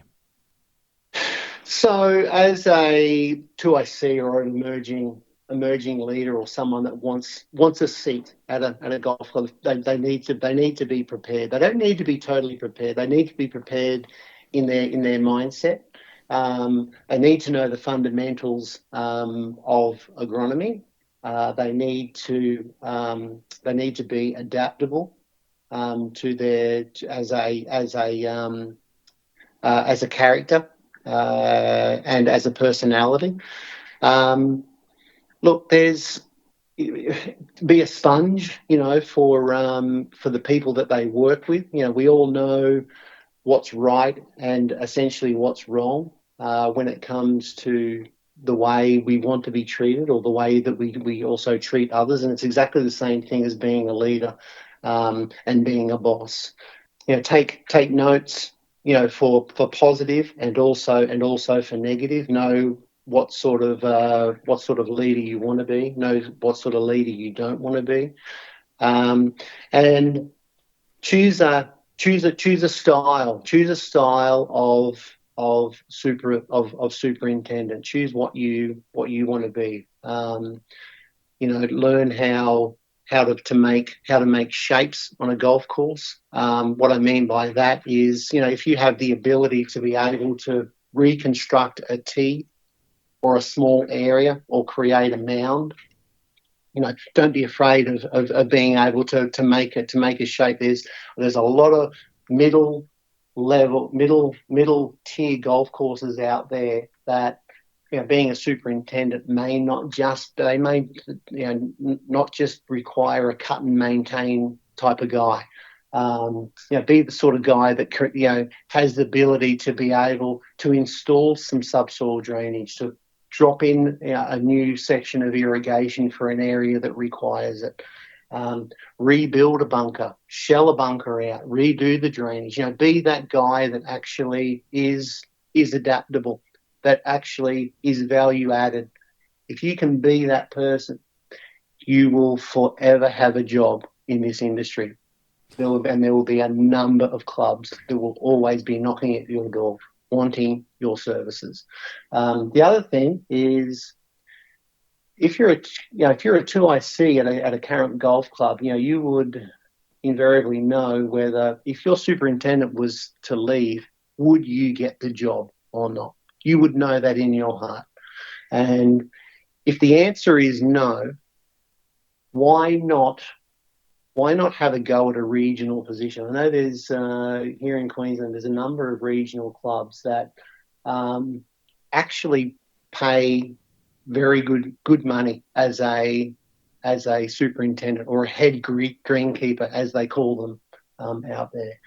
There's a number of clubs that are paying over $100,000 a year to be a head greenkeeper, and whilst you may not have a huge amount of staff, maybe an apprentice or two, maybe 2 or 3 volunteers, if you can learn how to work with them and utilise them and work and get a result on a low budget, when you're ready to come back in to apply for that head job back here in the city or on a resort or whatnot, I can tell you, you will have the confidence, you will have the conviction, you will be able to stand in front of a management or board and talk to them in such the way that you had been talking to those volunteers and to those farmers in the regional area to get your point across, and they will feel it, they will know, and they will look at you and say, you are the guy for us.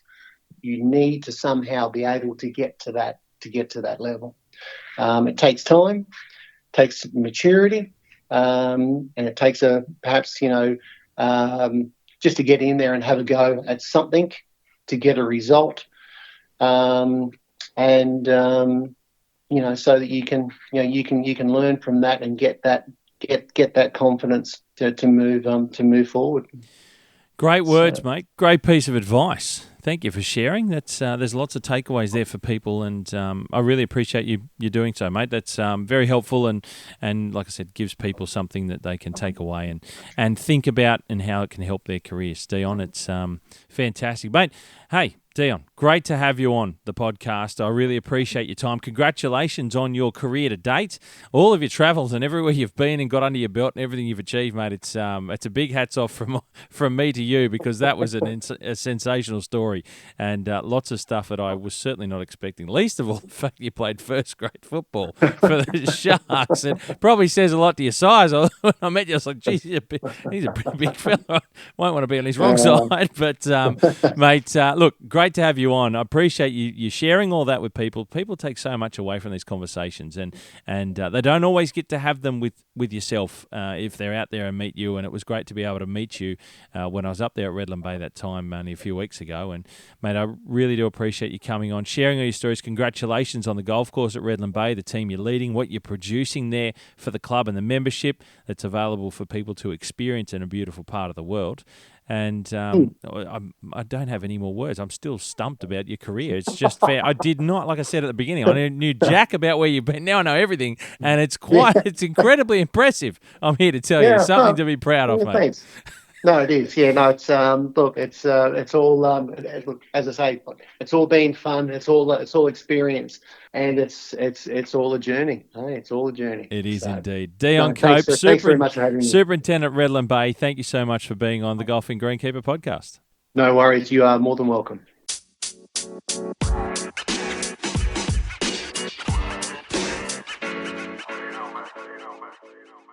Wowee, ladies and gentlemen, I never thought in a million years that I would ever have a conversation on the Golfing Greenkeeper podcast with a superintendent that has played first grade football.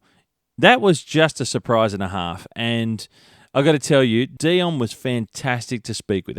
As you heard there, he is a very, very smart individual. You know what? He speaks so well and so clearly and so concisely. He's a well-structured person. I love his methodical nature and how he thinks about what's involved and how to go about maintaining a golf course. You heard him talk about it and basically step it out with you, the thought processes that he goes through when he gets to a new facility, how he likes to prioritize things, and just the way he conducts himself. He's a very articulate person as well, like I said. And all of this was a surprise. And you throw first grade football in the middle, I just, boom, out of this world, not expecting that whatsoever. That was a sensational conversation, and it just took me by surprise. So I hope you got something out of it, ladies and gentlemen. What a great story, what a great career path. And like I said, you mix in first grade football, playing football at the top level and trying to get a career or trying to build a career in greenkeeping to decide which way he was going to go in those early years, and then continuing obviously to play it at a more social level, albeit competitive still, as he grew into his greenkeeping career overseas. Fantastic. A big thank you to Dion Cope, Superintendent at Redland Bay Golf Club. And if you do get the opportunity, go and have a look. If you're up that way, Redland Bay is somewhere you really should try and see if you can get a game of golf. It is a really special part of Brisbane, special part of southeast Queensland. It's a beautiful tucked away, I'm going to say village, but it's not really that small at all. It is just by the seaside. It's a beautiful spot. And as I mentioned, it's a gateway to the islands out there as well. And I don't know a lot about those islands. I've never been out there, but it's just a stunning part of Australia. And the golf course is in amongst that, and you really get a sense of its beauty and its location when you're out there on the golf course. It's something very different, and as you've heard from Dion, that they're going a long way to improving the level of the golf course, the quality of the golf course, and ultimately the playability of the golf course, and giving a better product to everyone out there, to their membership and those that can go there and play golf as a visitor and a guest. So a big thank you once again to Dion, and I hope you got something out of it, ladies and gentlemen. As always, there's lots of clickables in the show notes. I've gone through to find all those places that I couldn't pronounce and try to put them in the show notes as well. Everything that was mentioned, all the places that you can think of that we spoke about are in the show notes, and there's a rack of them through there that you'll be able to go and have a look through and a peruse at a time that suits you. Please like, share, and subscribe. These wonderful stories, these wonderful deep insights into golf courses around Australia and New Zealand continue to come out, and a big thank you to all the people that say yes to being participants and guests on the podcast. It's a great lot of fun, and I enjoy doing it so much, and I'm so thankful and so grateful to those that come on, and also to everyone out there listening, ladies and gentlemen. To you all, a big thank you. You continue to make this a fantastic podcast and something that is really starting to take hold around Australia, around New Zealand, and around the world. Pass it around to people you think might be interested. It's a great way to get more insights into the golf courses around Australia and New Zealand. And also, it's a great insight into the career of greenkeeping as well. You've heard that there's so many things that can come from a career in the industry of greenkeeping. I appreciate any reviews, ladies and gentlemen, that you are able to give. Comments as well is a big help. But like I said, sharing it around is the biggest one. Thank you to you for listening, taking the time out yet again for another segment of John Deere Golf Keeper of the Greens. And a big thank you to John Deere Golf. Make sure you check them out and check out all of what they have available, machinery, software in the Operations Centre Pro Golf. There's all sorts of stuff out there now that's on the marketplace through John Deere Golf. Fantastic supporters of the greenkeeping industry in Australia and New Zealand. They are wonderful partners of the Golfing Greenkeeper podcast, and we continue to make waves and bring out more stories and more things to you, ladies and gentlemen, through the Golfing Greenkeeper podcast. Deere.com.au is where you go to see what they've got available, and you can find your local reps relative to where you are just through that website. Easy to do, and that's how you get in touch with them to find out more. You hit them clean, we'll keep them green, and I'll catch up with you very soon.